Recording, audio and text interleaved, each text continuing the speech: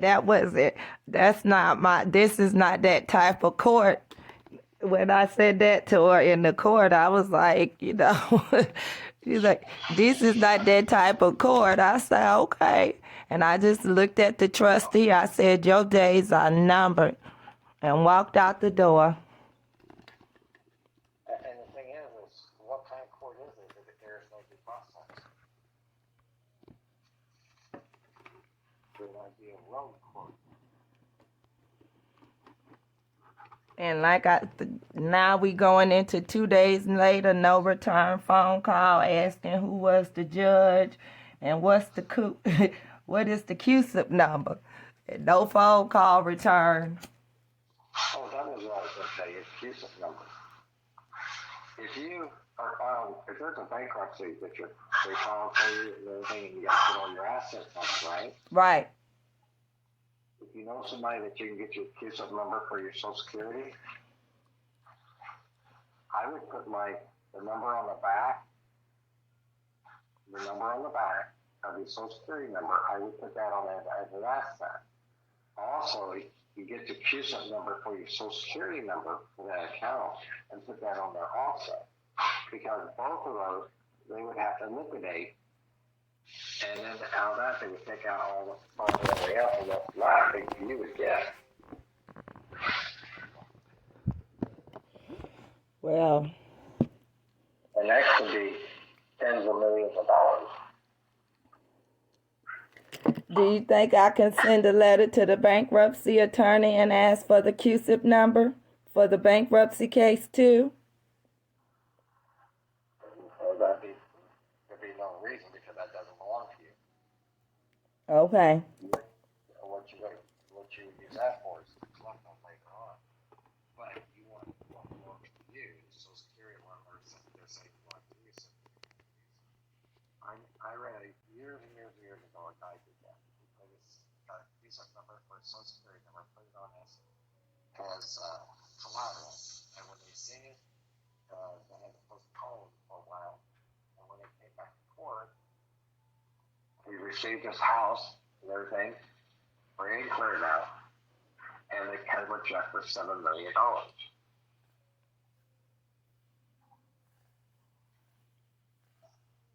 And this is, I was a kid when I read this. Yeah, that's what I want to. I'm going to go back to the drawing board, make sure I got all my bases. Anyway, if you're in bankruptcy, how can the court move forward? That's my point. So it was something dealing with the North Carolina law that gave them permission to file bankruptcy on my and what's so interesting is that, Brian, they filed bankruptcy not on the current promissory note. They filed bankruptcy on the lien on the deed, and they filed bankruptcy on the original loan, not even, I mean, the original deed that had my sister name on there. And it's not even the promissory note that I'm default on right now. So they did some kind of backdoor something backdoor. I haven't quite figured that part out yet, where they are attempting to foreclose on the original deed that has nothing, and it has my sister's name on there, and she's not even on the current promissory note. But then, and the only reason why, the other thing that I think that they're attempting to do is that my sister's name, they may think that it's that my mom, my mom, they may think that it's her husband's name or something, because her name could go for a male or a female name. So I don't know. And so they went after the original deed. The other thing I noticed is that they transferred the deed back in January of 2021 before it even went into foreclosure. Transferred it where? They transferred it to another trustee. Well, that's the whole point right there. To a trustee. So this is a trust issue. This is a trust issue. Nothing else more than a trust. There's a trustee, right? Mm-hmm. You got the name of the trustee. Right. Uh, um, that means that he's a trustee of this account, which is in your name, right? Mm-hmm. Which we, or your mom's, whatever, right? And the point is that makes them your fiduciary. So you should send them a letter saying, hey, look, since you're the trustee and I'm the beneficiary of this trust, and I can't make a say so, why am I even talking about this? You're to take care of this and keep this trust healthy. Otherwise, this is malfeasance.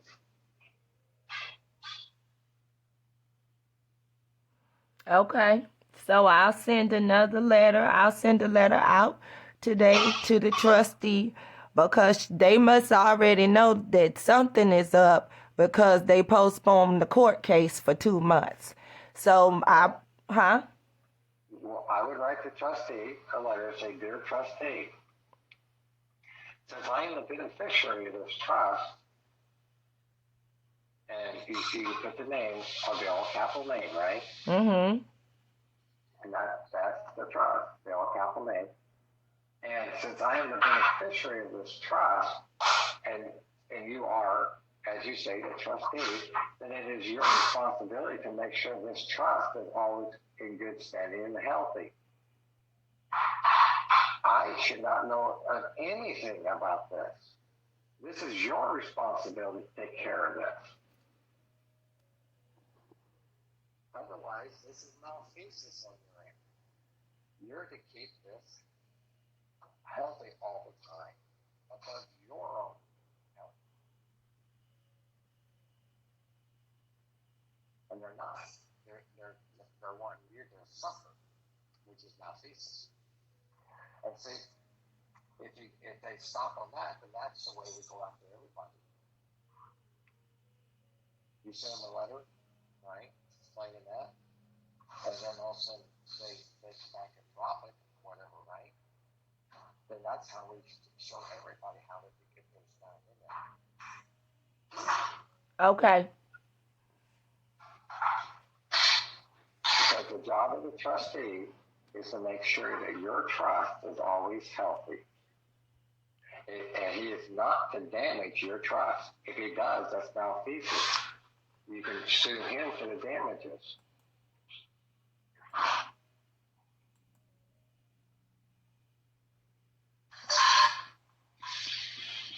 All right.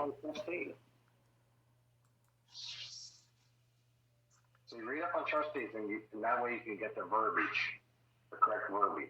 Okay. I will. And you as a beneficiary, what is your responsibility and what's his responsibility? As a beneficiary, you can't tell them anything. You can't make any decisions. You're just a beneficiary. You can make suggestions.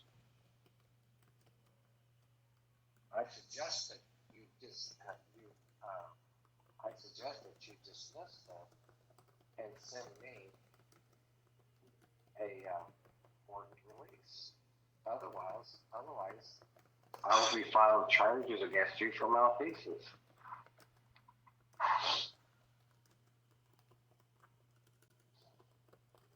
Which will the damage. And remember, even if they took the house and they sold the house, the mortgage got paid off, didn't it? Mm-hmm. Well, that kicks in line 23, because if you ever read any foreclosures or anything, or even listened to anything, they never say that this contract's void now. The contract's not void because of the foreclosure. It's just forced to be sold. The contract is still in effect. So if you lost a house and they sold it, well, that still means that line 23 is satisfied now, isn't it? Mm-hmm. That means that you get your promissory note back, and everything's inside your promissory note. Because it doesn't say on line 23 that Kim had to pay it off or whoever. It just says when the obligation is satisfied.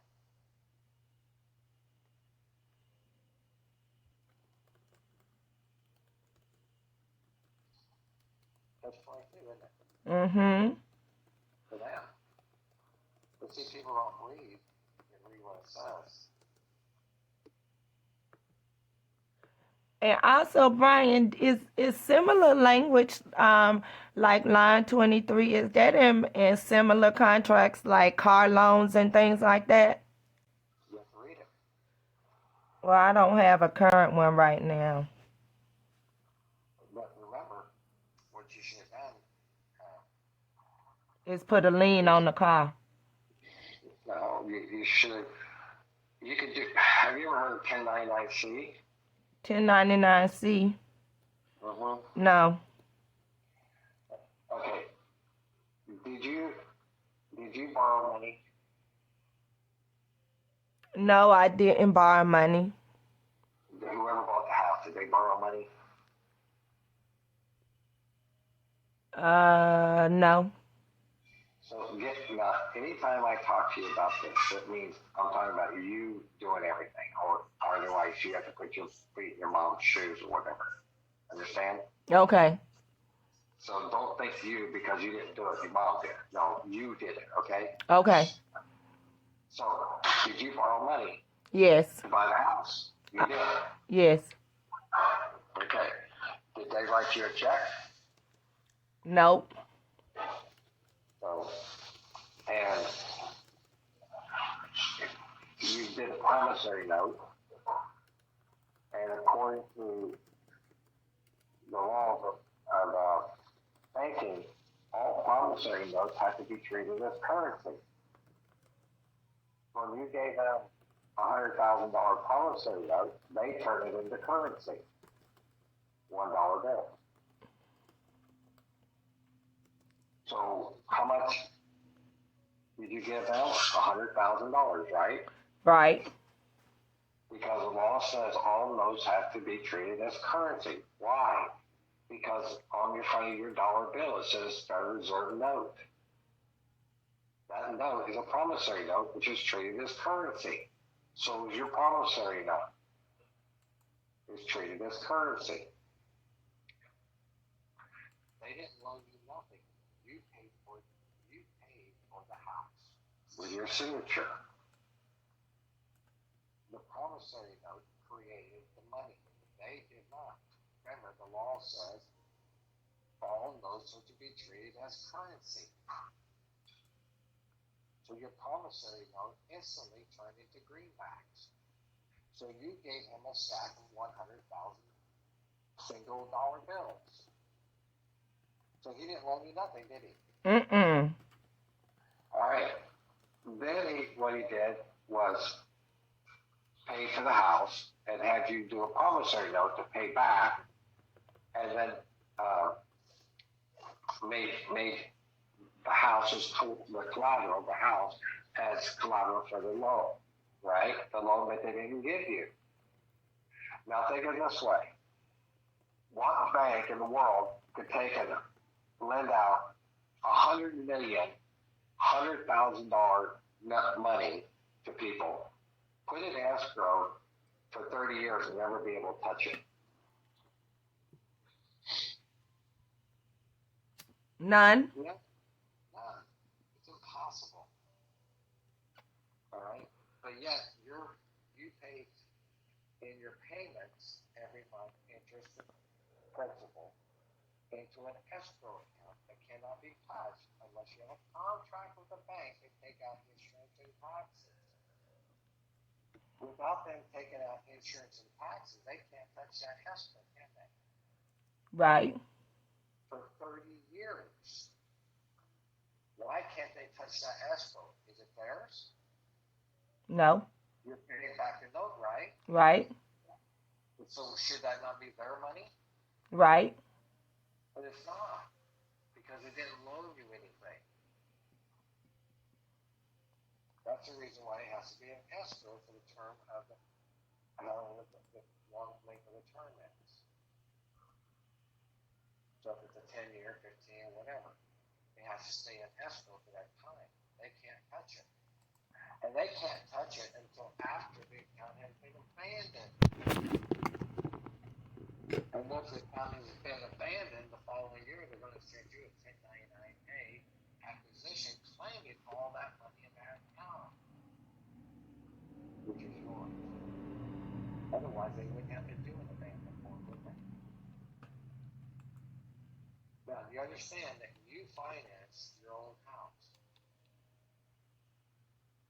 Do you understand that? Yes. So, otherwise, you took a promissory note and lent it to the bank, didn't you?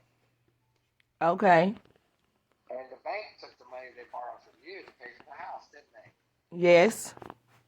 Okay, a 1099 is a cancellation of debt. Otherwise, it's a forgiveness of debt, cancellation of debt. You can do a 1099-C to the bank, tell them that you're forgiving them for the debt.